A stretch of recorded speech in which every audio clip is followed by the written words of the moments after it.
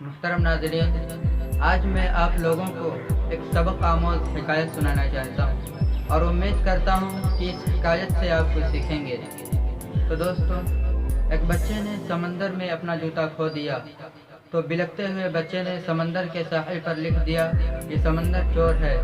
کچھ ہی فاصلے پر ایک شکاری نے سمندر میں جال پھینکا اور بہت سی مچھلیوں کا شکار کیا تو خوشی کے عالم میں اس شخص نے ساحل پر لکھ دیا، سخاوت کے لیے اسی سمندر کی مثال دی جاتی ہے۔ ایک غوطہ خور نے سمندر میں غوطہ لگایا اور اتفاق سے وہ اس کا آخری غوطہ ثابت ہوا تو کنارے پر بیٹھے غمزدہ ماں نے سمندر کی ریت پر لکھ دیا کہ سمندر قاتل ہے۔ ایک بوڑھے شخص کو سمندر نے قیمتی موتیوں کا تحفہ دیا تو اس نے خوشی کے عالم میں لکھ دیا کہ سمندر بڑا کریم اور سخی ہے۔